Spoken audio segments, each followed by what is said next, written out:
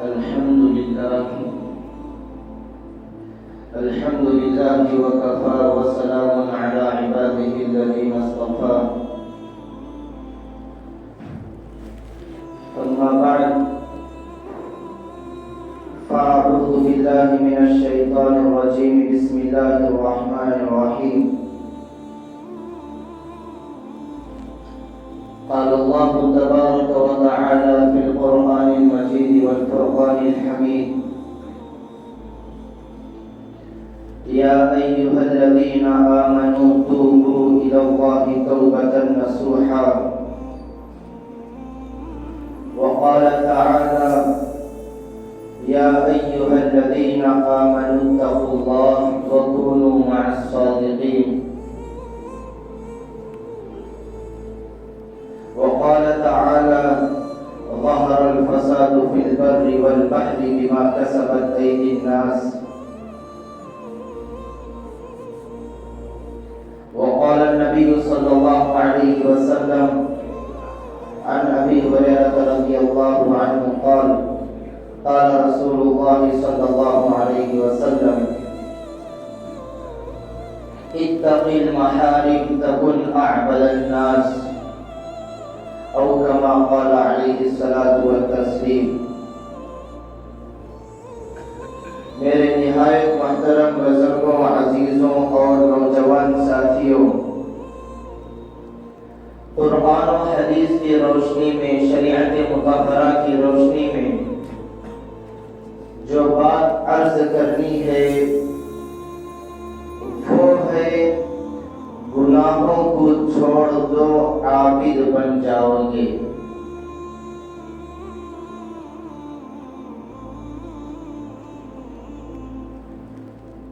نبی پاک صلی اللہ علیہ وسلم ایک مرتبہ مجلس میں صحابہ کے درمیان بیٹھے ہوئے تھے.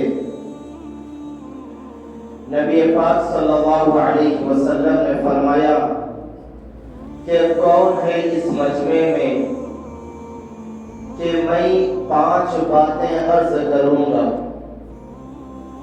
وہ ان 5 باتوں کو یاد کرے، پھر اس پر عمل کرے، پھر دوسروں تک وہ 5 باتوں کو پہنچانے کی ذمہ داری کون لے گا؟ تو اس مجمع میں بڑے بڑے صحابہ کرام موجود تھے. حضرت ابو ہریرہ رضی اللہ عنہ نے فرمایا: انا یا رسول اللہ، کہ میں ان 5 باتوں کو یاد کروں گا، اس پر عمل کرنے کی کوشش کروں گا، اور دوسروں تک وہ 5 باتوں کو پہنچانے کی ذمہ داری بھی لیتا ہوں. تو نبی پاک صلی اللہ علیہ وسلم وہ 5 باتیں اپنی انگلیوں کے اوپر گن کر بیان فرمائیں،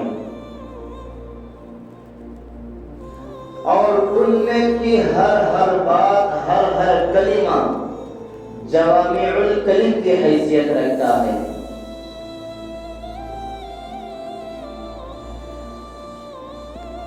تو اگر ہم بھی ان 5 باتوں پر عمل کریں اور ان کو دوسروں تک جہاں تک ہو سکے پہنچانے کی ذمہ داری لے، تو میرے بھائیوں، ہمارا سارا معاملہ درست ہو جائے گا، ہمارے سارے مسائل حل ہو جائیں گے.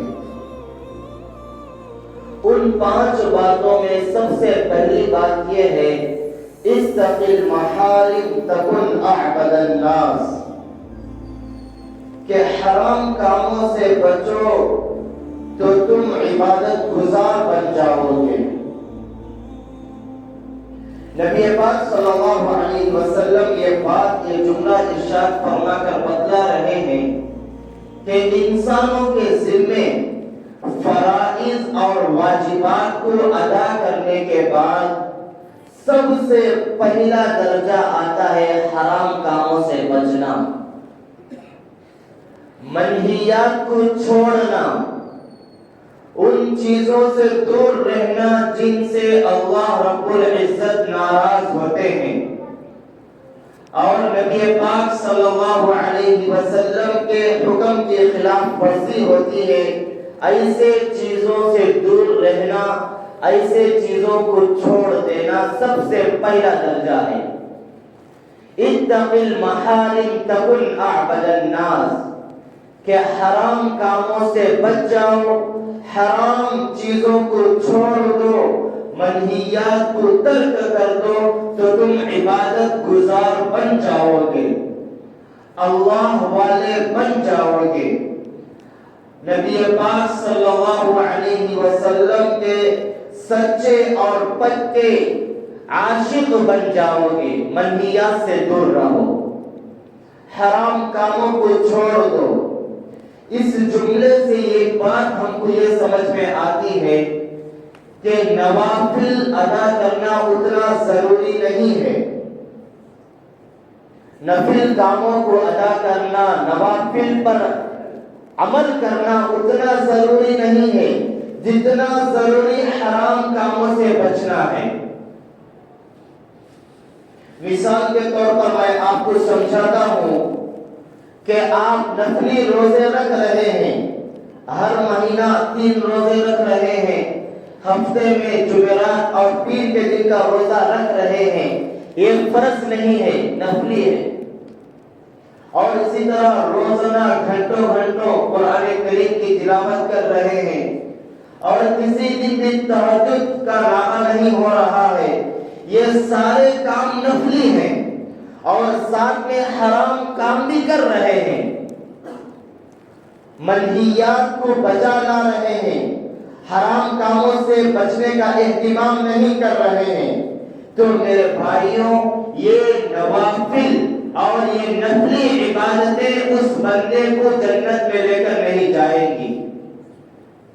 یہ گھنٹوں گھنٹے تلاوت کرنا، راتوں میں اٹھ کر تہجد کا پڑھنا اور ذکر و اذکار کا کرنا اور نفلی صدقات وغیرہ کا دینا، یہ اس کو جنت میں نہیں پہنچائیں گی۔ جو منہیات ہے، حرام کام ہے، وہ اس کو جہنم میں پہنچا دیں گی۔ دیکھیے، یہ آدمی ہے صرف اور صرف فرائض کو ادا کر رہا ہے اور واجبات کو بچا لا رہا ہے، اس کے بعد یہ اس کی پوری کی پوری زندگی میں ایک نفلی عبادت بھی نہیں کیا، 2 رکعت نفل نماز نہیں پڑھا، صرف اور صرف فرائض اور واجبات پر عمل کیا، اس کے بعد نفل میں اس کا کچھ بھی حصہ نہیں ہے، اور پوری زندگی گناہ بھی نہیں کیا، اور وہ بندہ دنیا سے چلا گیا۔ دوسرا بندہ ہے، وہ نوافل کثرت کے ساتھ کر رہا ہے اور ساتھ میں گناہ بھی کثرت کے ساتھ کر رہا ہے، عبادتیں بھی کر رہا ہے لیکن ساتھ میں گناہ بھی کر رہا ہے۔ اب کل قیامت کے دن ان دونوں میں سے کون کامیاب ہوگا؟ کل قیامت کے دن ان دونوں بندوں میں سے کون سا بندہ پہلے جنت میں جائے گا، اور اللہ کے نزدیک کون سا بندہ محبوب اور پسندیدہ ہے؟ بظاہر وہی بندہ پسندیدہ اور محبوب ہے جو نوافل بھی نہ پڑھے اور گناہ بھی نہ کرے۔ اگر کوئی بندہ گناہوں کو چھوڑ رہا ہے تو کل قیامت کے دن اللہ تعالیٰ اس سے نہیں پوچھیں گے کہ نفلیں کیوں نہیں پڑھا اور نفلی روزے کیوں نہیں رکھا، یہ نہیں پوچھیں گے۔ اگر کوئی گناہ کر رہا ہے تو اس کے بارے میں کل قیامت کے دن اللہ رب العزت پوچھیں گے۔ فَمَن يَعْمَلْ مِثْقَالَ ذَرَّةٍ خَيْرًا يَرَهُ وَمَن يَعْمَلْ مِثْقَالَ ذَرَّةٍ شَرًّا يَرَهُ۔ اگر چھوٹا ذرہ رتی برابر بھی گناہ کیا تو کل قیامت کے دن اس کے متعلق سوال ہوگا۔ نبی پاک صلی اللہ علیہ وسلم کی مجلس میں 2 عورتوں کا ذکر ہوا کہ ایک عورت بہت زیادہ نوافل پڑھ رہی ہے، فرائض ادا کر رہی ہے، واجبات پڑھ رہی ہے، لیکن زبان کی بہت کڑوی ہے، زبان کی بہت کڑوی ہے، زبان سے گالی بکتی ہے، اپنی زبان سے اڑوس پڑوس کے لوگوں کو تکلیف دیتی ہے، اور محلے والے اس عورت سے پریشان ہیں، لیکن وہ نوافل بھی پڑھ رہی ہے، فرائض بھی ادا کر رہی ہے، راتوں میں اٹھ کر تہجد بھی پڑھ رہی ہے، عبادت گزار ہے۔ اور دوسری عورت ہے، وہ صرف اور صرف فرائض کو ادا کر رہی ہے، واجبات کو ادا کر رہی ہے، اور زبان کی میٹھی ہے، لوگوں سے ہنس مس چہرے سے بات کر رہی ہے، اڑوس پڑوس والے اس عورت سے خوش ہیں، کوئی تکلیف نہیں پہنچ رہی ہے، تو نبی پاک صلی اللہ علیہ وسلم نے فرمایا پہلی عورت اس کے اعمال اس کو جنت میں لے کر نہیں جائیں گے، اور دوسری عورت جو ہنسمکھ جو میٹھی زبان والی ہے، نوافل نہیں پڑھ رہی ہے لیکن فرائض کو ادا کر رہی ہے، لوگوں کو اس کی ذات سے کوئی تکلیف نہیں ہو رہی ہے، تو وہ عورت اس کے اعمال کل قیامت کے دن جنت میں پہنچا دیں گے۔ یہ روایت میں ہے اللہ کے نبی صلی اللہ علیہ وسلم نے فرمایا پہلی عورت جہنمی ہے، دوسری عورت جنتی ہے۔ تو میرے بھائیوں خلاصہ یہ ہے کہ کل قیامت کے دن نوافل کے تعلق سے ہم کو سوال نہیں ہوگا، اس لیے جہاں تک ہو سکے حرام کاموں سے بچنے کی کوشش کرنا چاہیے، جہاں تک ہو سکے اپنے آپ کو منہیات سے دور رکھنے کی کوشش کرنا چاہیے، چھوٹے گناہوں سے بھی بچنا چاہیے، بڑے گناہوں سے بھی بچنا چاہیے۔ آپ لوگ سنے ہوں گے کہ اے اللہ ہمارے دعاؤں میں سنے ہوں گے کہ اے اللہ ہمارے صغیرہ گناہوں کو بھی معاف فرما، ہمارے کبیرہ گناہوں کو بھی معاف فرما، سنے ہوں گے بارہا۔ تو میں آپ سے سوال کر رہا ہوں کہ صغیرہ گناہ کون سے ہیں اور کبیرہ گناہ کون سے ہیں؟ چھوٹے گناہ کون سے ہیں اور بڑے گناہ کون سے ہیں؟ کیا جھوٹ بولنا چھوٹا گناہ ہے؟ کیا کسی کو دھوکہ دے دینا چھوٹا گناہ ہے؟ کیا کسی کو تکلیف پہنچا دینا چھوٹا گناہ ہے؟ کیا کسی کو تھپڑ مار دینا چھوٹا گناہ ہے؟ یا راستے میں کانٹا بچھا دینا کیا چھوٹا گناہ ہے؟ آخر وہ گناہ کون سا ہے جس کو چھوٹا کہا جاتا ہے؟ تو میرے بھائیوں اس کا جواب سن لیجئے، کوئی بھی گناہ چھوٹا نہیں ہے، کوئی بھی گناہ چھوٹا نہیں ہے۔ اگر یہ گناہ ہم سے سرزد ہو گیا اور اس پر مداومت ہے، بارہا اس گناہ کو انجام دے رہے ہیں، کئی بار اس گناہ کو کر رہے ہیں، تو یہ گناہ بڑا ہو جائے گا، یہ گناہ بڑا ہو جائے گا، اور ہم سے چھوٹا ایک گناہ صادر ہو گیا ہماری زبان سے، ہمارے ہاتھ سے، پیر سے، ایک گناہ صادر ہو گیا، ایک گناہ ہو گیا، فوراً اللہ کے دربار میں حاضر ہو کر صدق دل کے ساتھ، سچے دل کے ساتھ ہم توبہ کر لیے تو یہ گناہ چھوٹا ہے، اللہ رب العزت معاف فرما دیں گے۔ حدیث میں آتا ہے التائب من الذنب کمن لا ذنب لہ، کہ توبہ کرنے والا گناہوں سے ایسا ہے گویا اس نے توبہ ہی نہیں کیا، توبہ کرنے والا ایسا ہے گناہوں سے گویا اس نے توبہ ہی نہیں کیا۔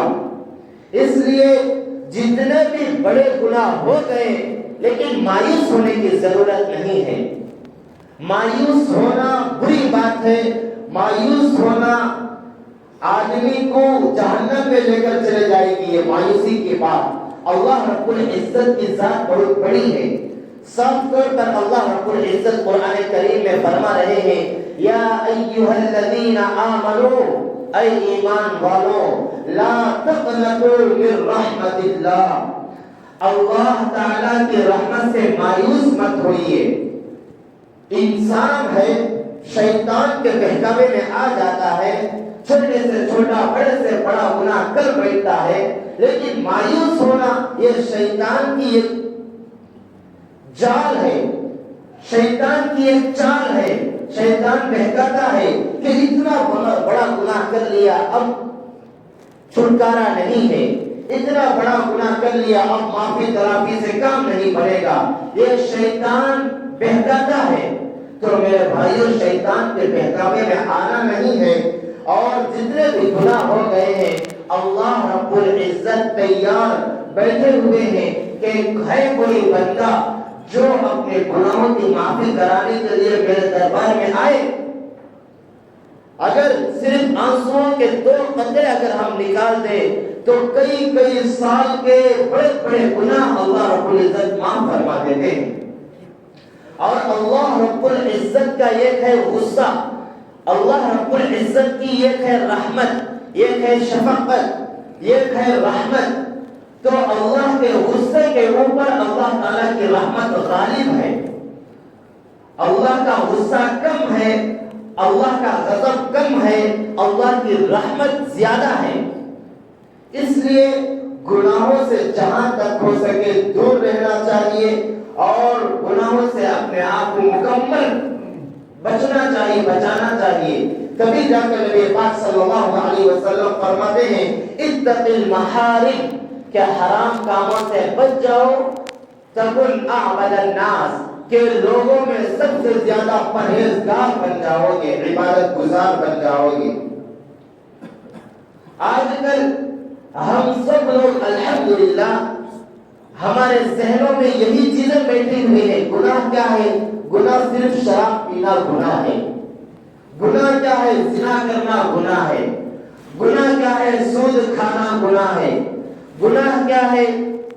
قتل کرنا، مسلمان کو ناحق قتل کرنا یہ گناہ ہے. ہمارے دلوں میں ہمارے دماغوں میں یہ بات بیٹھی ہوئی ہے. الحمدللہ ہم شرک سے بچ گئے، گناہ سے بچ گئے.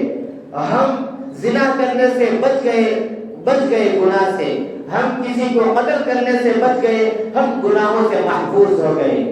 تو میرے بھائیوں یہ الحمدللہ بڑے گناہ ہیں. اس سے بچنے والے کے اوپر بھی اللہ رب العزت کا فضل، اللہ رب العزت کا کرم شامل حال ہے. لیکن جن گناہوں کی طرف ہمارا دماغ اور ہمارا ذہن نہیں جا رہا ہے ان کی طرف سوچنا چاہیے کہ وہ کون سے گناہ ہیں جن کو ہم گناہ ہی نہیں سمجھتے، جن کو ہم گناہوں کی فہرست میں، گناہوں کی لسٹ میں اس کو شامل ہی نہیں کرتے. اور وہ گناہ ہم صبح سے لے کر شام تک کر رہے ہیں، صبح سے لے کر شام تک کر رہے ہیں. یہ بھی حرام ہے. اس میں سے یہ گناہ ہے افواہ پھیلا دینا، افواہوں کو پھیلا دینا. افواہوں کو پھیلا دینے کا مطلب کیا ہے؟ ایک بات ہم سنے، اس کے تعلق سے تحقیق نہیں کیے، اس کے تعلق سے معلوم نہیں کیے کہ وہ بات کہاں تک سچ ہے، کہاں تک جھوٹ ہے، سچ کے ساتھ اس کا تعلق کہاں تک ہے اور جھوٹ کے ساتھ اس کا تعلق کہاں تک ہے. وہ بات مکمل جھوٹی ہے یا مکمل سچ ہے، تحقیق کیے بغیر ہم وہ بات آگے چلا دیے تو یہ سب سے بڑا گناہ ہے. نبی پاک صلی اللہ علیہ وسلم فرماتے ہیں کفا بالمرء کذبا ان یحدث بكل ما سمع. آدمی کے جھوٹا ہونے کے لیے اتنا کافی ہے کہ وہ ہر سنی سنائی بات کو آگے منتقل کر دے، اس کے تعلق سے تحقیق نہ کرے. قرآن کریم میں اللہ رب العزت فرماتے ہیں یا ایھا الذین آمنوا ان جاءکم فاسق بنبأ فتبینوا. اگر اے ایمان والو، اگر تمہارے پاس کوئی بات آئے، کوئی خبر آئے تو سب سے پہلے اس کی تحقیق کرو، پھر آگے شیئر کرو. لیکن آج کل ہمارے معاشرے میں تحقیق کرنے کا مادہ ہی ختم ہو گیا، تحقیق کرنے کا جذبہ ختم ہو گیا. تحقیق نہیں کر رہے ہیں. کوئی بندہ ہم کو کسی کے تعلق سے آ کر بول دیا، اب وہ کہاں تک سچ ہے، کہاں تک جھوٹ ہے، اب ہم فوراً جا کر اس کے خلاف ایکشن لینا شروع کر دیے. تو میرے بھائیوں، نبی پاک صلی اللہ علیہ وسلم فرماتے ہیں یہ آدمی سب سے بڑا جھوٹا ہے، یہ آدمی سب سے بڑا جھوٹا ہے. ہمارے معاشرے میں زیادہ آج کل جو موبائل نکل گئے ہیں اس کے تعلق سے اور بھی زیادہ یہ تحقیق کرنے کا یہی ختم ہو گیا. فوراً کوئی ویڈیو یا کوئی پوسٹ ہمارے پاس آیا تو فوراً آگے شیئر کر دو کہ کیا سچ ہے یا جھوٹ ہے، یا آدھا سچ ہے آدھا جھوٹ ہے. تحقیق کرنا پھر دوسروں کو شیئر کرنا چاہیے. دوسری چیز جس کو ہم گناہ ہی نہیں سمجھ رہے ہیں، ہماری مجلسوں میں غیبتیں ہو رہی ہیں، ہماری مجلسیں غیبتوں سے گرم ہو رہی ہیں. یہ غیبت کرنا کیا معمولی گناہ ہے؟ غیبت کرنے والا ایسا ہے اپنے مرے ہوئے بھائی کا گوشت کھانا. سب سے پہلے مردار کا گوشت کھانا آدمی کو گھن آ جاتی ہے، نفرت آ جاتی ہے. آدمی نہیں چاہتا کہ مردار کا گوشت کھائے. صاف طور پر قرآن کریم میں اللہ رب العزت فرماتے ہیں أَيُحِبُّ أَحَدُكُمْ أَن يَأْكُلَ لَحْمَ أَخِيهِ مَيْتًا فَكَرِهْتُمُوهُ کہ غیبت کرنا اور غیبت سننا، غیبت کرنا بھی گناہ ہے، غیبت سننا بھی گناہ ہے. شاید کہ کوئی مجلس ہمارے مسلمانوں کی ایسی ہو جس میں غیبت نہ ہو رہی ہو. غیبت سننا اور غیبت کرنا اپنے مرے ہوئے بھائی کا گوشت کھانے کے برابر ہے. اس لیے یہ بھی بہت بڑا گناہ ہے. غیبت سے بھی بچنا چاہیے، دوسروں کی برائی کرنا. یا غیبت کیا ہے؟ نبی پاک صلی اللہ علیہ وسلم صحابہ کے درمیان بیٹھ کر فرمائے کہ غیبت الغیبت اشد من القتل، کہ غیبت کرنا قتل سے بھی بڑا گناہ ہے. ایک آدمی قتل کر دیا، اس کے بعد اور ایک آدمی غیبت کیا، تو قتل سے بھی بڑھ کر گناہ کس کا ہے؟ غیبت کرنے کا ہے. دوسری روایت میں آتا ہے الغیبت اشد من الزنا، کہ غیبت کرنا زنا سے بھی بڑا ہوا گناہ ہے. تو صحابہ کرام نے پوچھا کہ قتل کرنا اتنا بڑا گناہ ہے، اس میں ایک آدمی کی جان چلی جاتی ہے، اور زنا کرنا اتنا بڑا گناہ ہے کہ پورا معاشرہ اس کو برا سمجھے گا. تو نبی پاک مفسرین نے اس کی تفسیر میں لکھے ہیں کہ قتل کرنے والا وہ اپنے آپ کو گنہگار سمجھے گا، اور زنا کرنے والا اپنے آپ کو گنہگار سمجھے گا. اور جو بندہ اپنے آپ کو گنہگار سمجھتا ہے اس کو ایک نہ ایک دن توبہ کی توفیق ہو جاتی ہے. اور غیبت کرنے والا وہ اپنے آپ کو گنہگار سمجھتا ہی نہیں ہے، تو اس کو توبہ کی توفیق کہاں سے ملے گی؟ نبی پاک صلی اللہ علیہ وسلم سے پوچھا کہ غیبت کیا ہے؟ ایک مسلمان بھائی کی برائی اس کے پیٹ پیچھے کرنا. اگر وہ اس کو معلوم ہو گیا تو دل شکنی ہو، دل ٹوٹ جائے، دل کو تکلیف ہو، وہ غیبت ہے. صحابہ کرام نے پوچھا جو بات بیان کر رہے ہیں اگر وہ آدمی کے اندر موجود ہو، وہ آدمی کے اندر وہ کام وہ کر رہا ہو، وہ آدمی، نبی پاک صلی اللہ علیہ وسلم نے فرمایا تبھی جا کر وہ غیبت کہلائے گی. ورنہ اگر اس آدمی کے تعلق سے جو بات کہہ رہے ہیں وہ بات اس کے اندر موجود ہی نہ ہو، تب تو وہ اس سے بھی بڑا گناہ بہتان ہو جائے گا، غیبت سے بھی بڑا گناہ بہتان ہو جائے گا. اس لیے میرے بھائی یہ جو گناہ ہے غیبت کرنا اور اسی طرح سے جھوٹ بولنا اور کسی بات کو اس کی تحقیق کیے بغیر آگے پھیلا دینا، یہ بھی بڑے بڑے گناہ ہیں، اس سے بھی بچنا چاہیے. منہیات ہیں، نبی پاک صلی اللہ علیہ وسلم ناراض ہوتے ہیں، اللہ رب العزت ناراض ہوتا ہے، ان سے بھی بچنا چاہیے.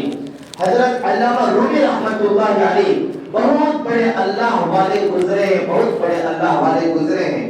حضرت رحمت اللہ علیہ فرماتے ہیں کہ اپنے آنکھ، اپنے کان اور اپنے منہ کو بند کر لو. اپنی آنکھ، اپنے کان اور اپنے منہ کو بند کر لو. بند کرنے کا مطلب کیا ہے؟ آنکھ کو بند کرنے کا مطلب اس سے ناجائز چیز نہ دیکھیں، ناجائز چیز نہ دیکھیں، وہ چیز نہ دیکھیں جن کا دیکھنا حرام ہے، اور وہ چیز نہ دیکھے جس کے دیکھنے سے اللہ رب العزت اور نبی پاک صلی اللہ علیہ وسلم ناراض ہوتے ہو. آنکھ بند کرنے کا مطلب یہ ہے کہ ناجائز چیز کو آنکھ سے نہ دیکھے، اور کان بند کرنے کا مطلب ناجائز چیز کو نہ سنے. گانا سننا آج کل یہ بھی ہمارے معاشرے میں بہت پھیلی ہوئی ہے یہ بیماری کہ دکان میں گانے لگا رہے ہیں. میرے بھائیوں گانا دل میں نفاق کو پیدا کرتا ہے. نبی پاک صلی اللہ علیہ وسلم کے حدیث سے گانا سننے سے دل میں نفاق پیدا ہوتا ہے، آدمی منافق ہو جاتا ہے، اس سے اعمال غلط ہو جاتے ہیں، برباد ہو جاتے ہیں، ہلاک ہو جاتے ہیں. اور سارے کے سارے اعمال ختم ہو جاتے ہیں، خطرے میں پڑ جاتے ہیں۔ آج کل ہمارے مسلمانوں کا شاید کوئی دکان بچا ہوا ہو جو گانوں سے نہ بچا جا رہا ہو، اور کان کو بند کر لو، اس کا مطلب کیا ہے؟ ناجائز بات سننے سے بند کرنا، یہ کان کو بند کرنا ہے۔ اور زبان کو بند کر لو، اس سے ناجائز بات نہ نکلے اور ایسی بات نہ نکلے جس سے دوسروں کو تکلیف ہوتی ہو۔ اکابرین فرماتے ہیں پہلے تولو پھر بولو۔ نبی اللہ رب العزت فرماتے ہیں ما یلفظ من قول الا لدیہ رقیب عتید۔ ہمارے زبان سے نکلا ہوا ایک ایک جملے کے تعلق سے کل قیامت کے دن سوال کیا جائے گا۔ اور نبی پاک صلی اللہ علیہ وسلم فرماتے ہیں کہ آدمی کو زبان سے بھی زیادہ کوئی چیز نہیں ہے کہ اس کو اوندھے منہ جہنم میں گرا دے۔ اگر ہماری زبان سے کسی کو تکلیف ہو رہی ہے، نبی پاک صلی اللہ علیہ وسلم فرماتے ہیں 70 سال اگر جہنم میں اللہ تعالیٰ پھینک دیں گے تو ہم اس کی گہرائی کو 70 سال جائیں گے، اتنی گہرائی میں یہ زبان ہم کو پھینک دے گی۔ اس لیے اپنے آنکھوں کو بھی ناجائز چیزوں کو دیکھنے سے بچانا چاہیے، اپنے کانوں کو بھی ناجائز چیز سننے سے بچانا چاہیے، اپنی زبان کو بہت احتیاط سے رکھنا چاہیے۔ اللہ کے نبی صلی اللہ علیہ وسلم فرماتے ہیں آدمی اپنی زبان سے یہ جملہ نکالتا ہے، وہ جملہ اس کو جنت میں پہنچا دیتا ہے، اور اسی زبان سے یہ جملہ نکالتا ہے، وہ جملہ اسے جہنم میں پہنچا دیتا ہے۔ علامہ رومی رحمۃ اللہ علیہ فرماتے ہیں اگر کوئی بندہ گارنٹی کے ساتھ ان 3 چیزوں کی حفاظت کر لے کہ آنکھ سے کوئی ناجائز چیز نہ دیکھے، کان سے ناجائز بات نہ سنے، زبان سے ناجائز بات نہ نکلے، پھر اس کو اللہ کا نور نظر نہ آئے تو مجھ پر ہنس دینا، اتنی گارنٹی کے ساتھ حضرت علامہ رومی رحمۃ اللہ علیہ فرماتے ہیں۔ اس لیے میرے بھائیوں جہاں تک ہو سکے گناہوں سے منہیات سے اپنے آپ کو بچائیں اور اپنے گھر والوں کو بچائیں، جہاں تک ہو سکے معاشرے کو پاک کرنے کی فکر کریں۔ اللہ تعالیٰ سے دعا ہے کہ اللہ تعالیٰ ہم سب کو عمل کرنے کی توفیق عطا فرمائے۔ جو حضرات سنت نہیں پڑھے سنتیں پڑھ لے، آمین۔ وآخر دعوانا